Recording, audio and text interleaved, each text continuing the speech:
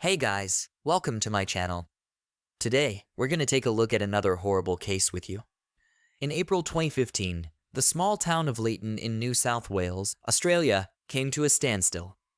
Businesses closed and the local high school suspended classes as the community was engulfed in sorrow and mourning, gathering to honor the memory of Stephanie Scott and offer condolences to her family. Over 1,000 people attended Stephanie's funeral, and a public memorial was organized for everyone to join in the communal grief. Many attendees wore Stephanie's favorite color, yellow, releasing yellow balloons into the sky, symbolizing the liberation of her spirit, soaring into the heavens. The gathering prayed for Stephanie's eternal rest and for comfort and healing for her loved ones. The song chosen for Stephanie and her fiancé Aaron's first wedding dance played, reminding everyone of the young couple's cruelly interrupted story, filling hearts with sadness and sorrow. Stephanie Scott, only 26 years old, was kind, intelligent, and always smiling. From childhood, she was curious and active, participating in school clubs and sports. As an adult, she followed in her father Robert's footsteps as a teacher, sharing his passion for education. She taught English and drama at Leighton High School, taking great pride in her work. Stephanie and Aaron, slightly younger than her, knew each other from a young age. They spent time together, shared interests, and played sports in their hometown. They were close friends until Aaron turned 21, when their relationship blossomed into romance. In early April 2015, Stephanie and Aaron were busily preparing for their wedding scheduled for the 11th. Stephanie, a perfectionist, had spent months meticulously planning every detail. Almost everything was ready, with arrangements set and a honeymoon booked in Tahiti. She had recently celebrated her bachelorette party. The only remaining task was to rehearse their first dance, for which they had taken many lessons. The first weekend of April reminded them that their eagerly awaited day was almost upon them. Aaron invited Stephanie to join him at a party out of town, but she declined to finish some remaining tasks, including finalizing plans for her students during her honeymoon absence. On Easter Sunday, April 5th, 2015, around 11:00 a.m., Stephanie Scott headed to her school in Leighton, New South Wales, to hand over some work to a deputy teacher. She parked her car on the street and walked to meet a colleague who lived nearby. Together, they opened the school gates and entered. Stephanie then locked the gates behind them and, with keys in hand, proceeded to the English teacher's office. There, she sent an email to a bus company confirming transportation arrangements for her wedding guests. After working for a couple more hours, feeling joyful that all her tasks were successfully completed, Stephanie left the administrative building and walked towards the gates. Aaron, aware that Stephanie had left and would be away for a few hours, grew worried as the evening approached. He had texted her the day before and received prompt replies. However, on April 5th, he received no response from Stephanie. Returning home after 7:00 p.m., Aaron found that Stephanie was still not back, and her car was absent from the street, trying to manage his anxiety. He reasoned that perhaps the stress of the upcoming wedding and leaving her students for an extended period had exhausted Stephanie, and she wanted some alone time. Yet, such complete silence was out of character for her. Even amidst the excitement of wedding planning, Stephanie had been enjoying every minute, eagerly sharing details about her dress and the wedding menu. She didn't appear nervous or depressed, but rather excited and ready for her big day. With his concern growing and sleep eluding him, Aaron texted Stephanie again in the morning before calling her family.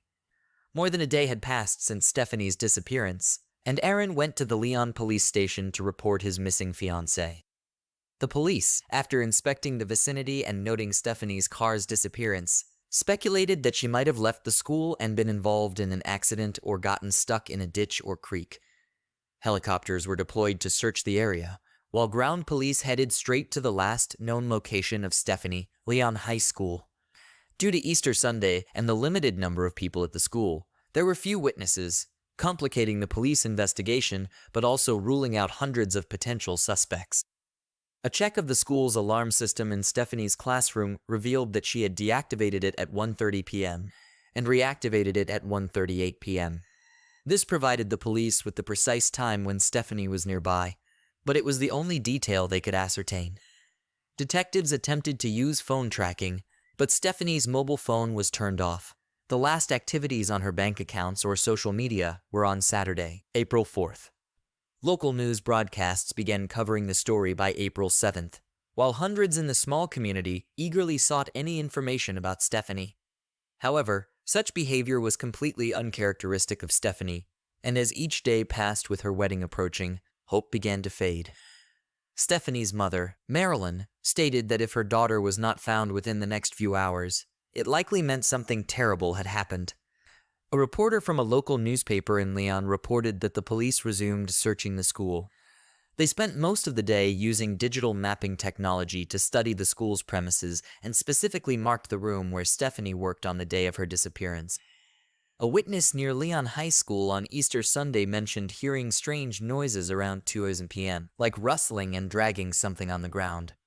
He recalled seeing Stephanie's car under a covered walkway, but didn't think much of it at the time. Later, her car disappeared.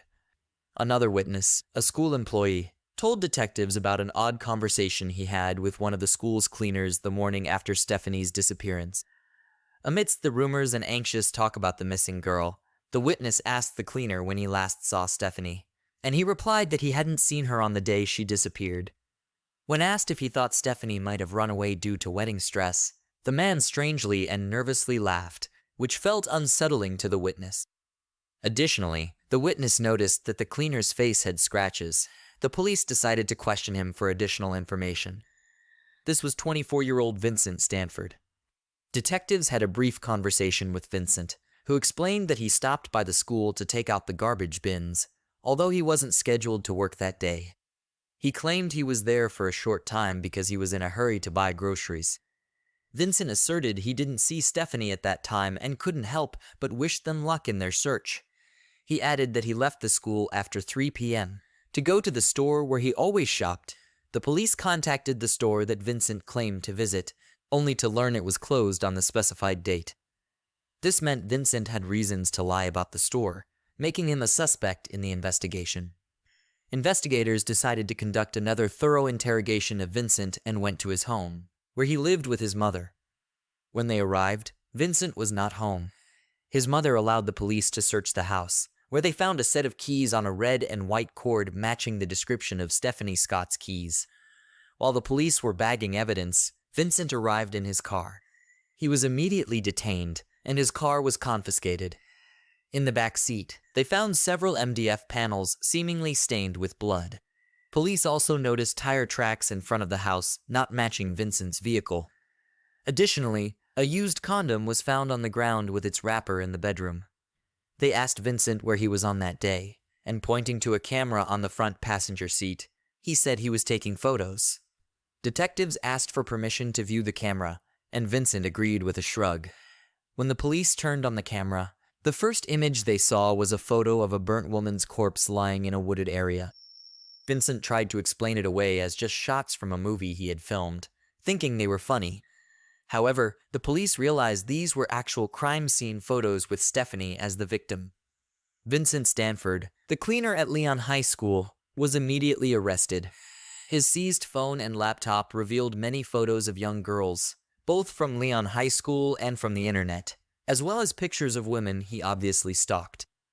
This painted a grim picture of his behavior. Although Stephanie's body had not yet been found, Vincent was charged with her murder on April 9th. News of his arrest quickly spread. Vincent Stanford, 24, was detained in connection with Stephanie Scott's disappearance and presumed murder. During this time, a search team found Stephanie's car abandoned in a secluded area 8 km from where she was last seen. However, her body was still missing, and the search continued.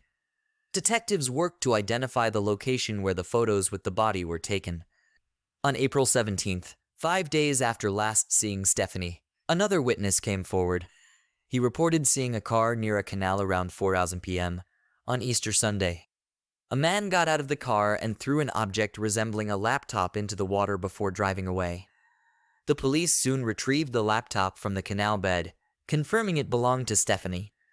Meanwhile, divers continued to search for the slain school teacher's body in the New South Wales River area. Reporter Natalie Cooper, in a live broadcast, discussed the ongoing search for Stephanie's body. The 26-year-old school teacher's body was still missing. Police scoured fields and vineyards near where her red Mazda was found earlier in the week. Police divers also explored the canal in the area, retrieving a laptop believed to be Stephanie's. Cooper mentioned a shrine near the site, visited by many that morning. The entire community was deeply saddened, regardless of personal acquaintance with Stephanie. Her family and fiancé visited the shrine the previous night, lighting candles, praying, and comforting each other in their grief. The reporter also noted that police were desperately searching for any sightings of a white vehicle believed to be owned by Vincent Stanford, the suspect in Stephanie Scott's murder. Witnesses were urged to contact the police immediately. Custody voluntarily approached the police, requesting to speak with them. He divulged all details to the detectives, including information on where to find Stephanie's body.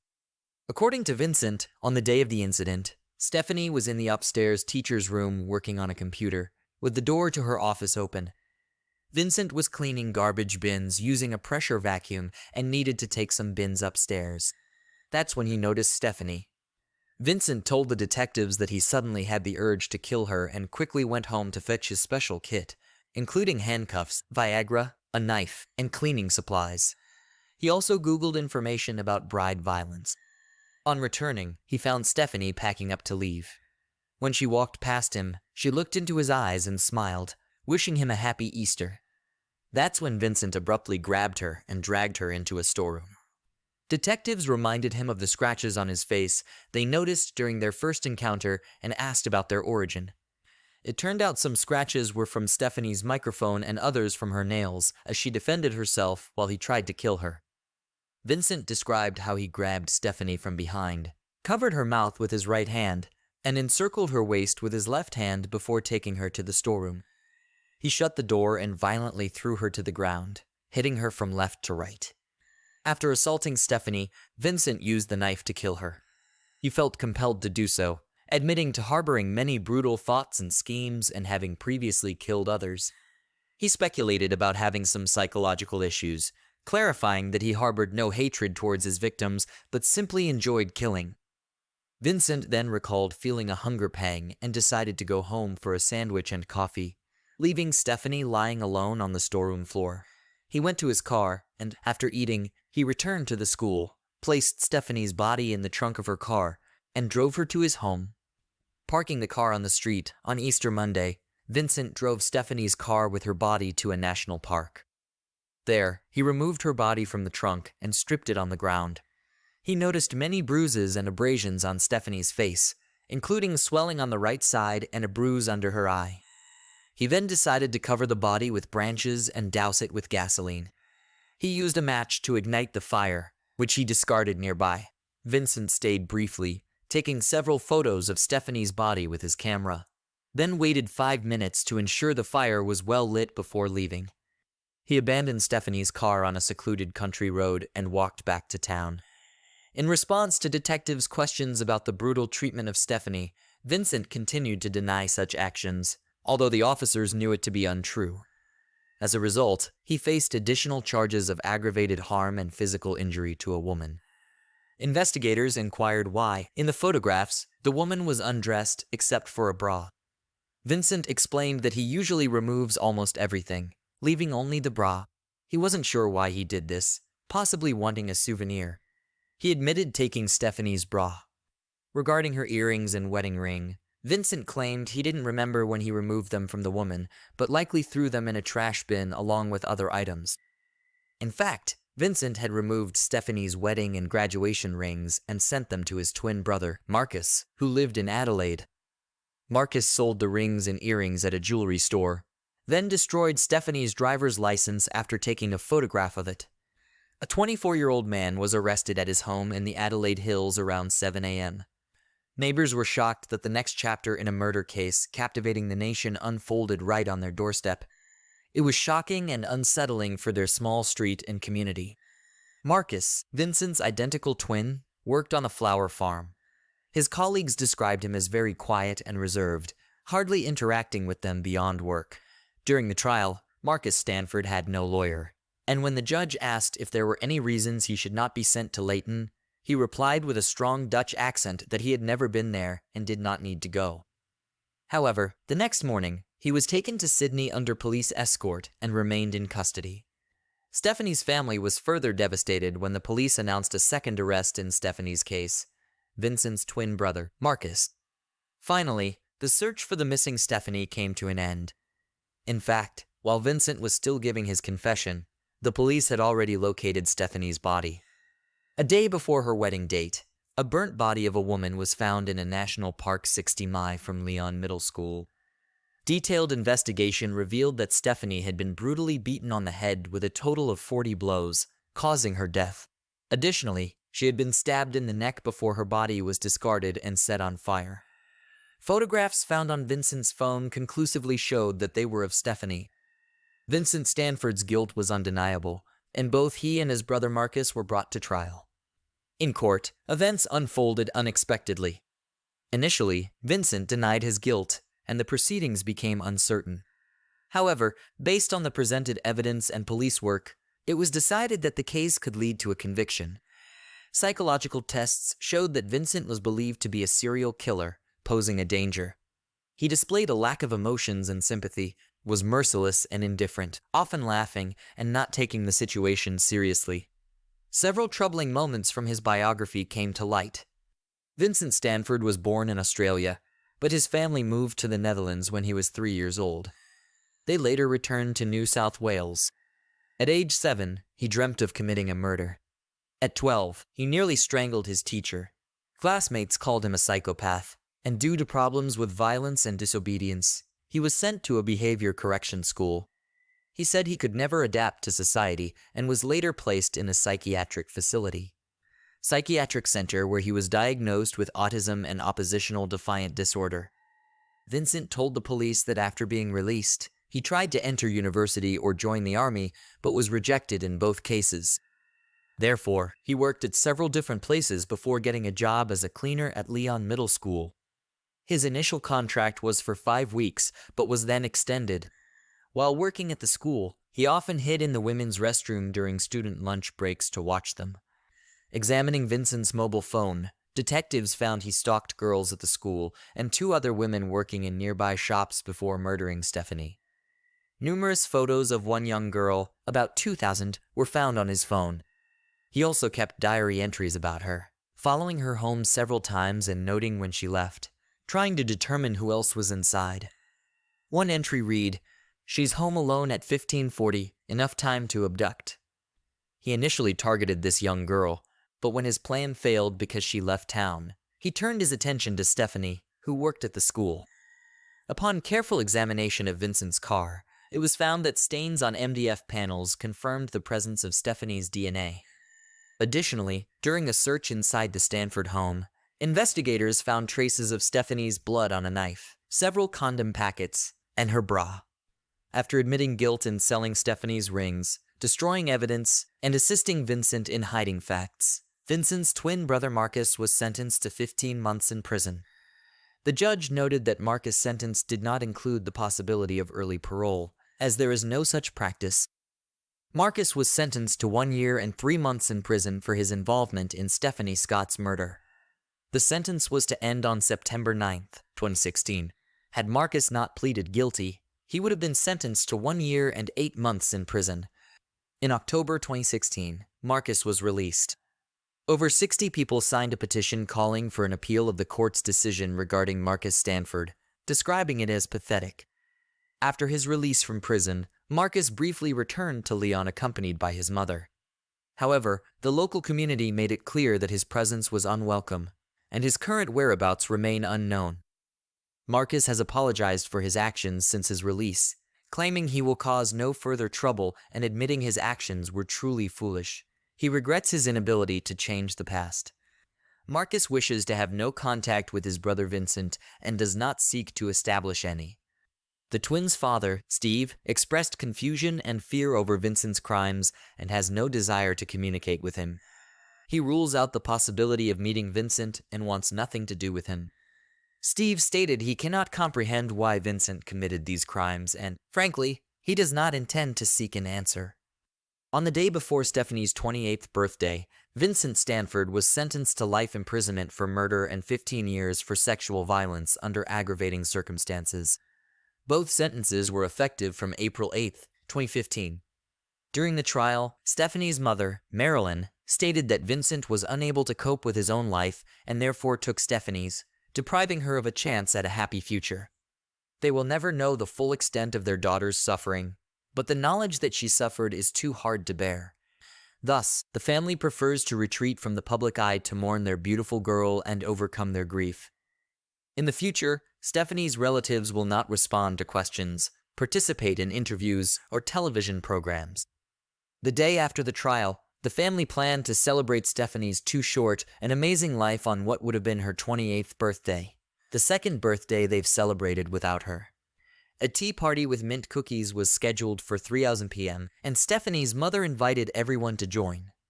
The Scott family also called for stricter screening and evaluation of school staff to prevent similar incidents in the future and reduce risks to students like those faced by Stephanie Scott. Tragically, more than a year after Stephanie's death, her father, Robert, died in a bizarre accident when a tree fell on him, leading to his death.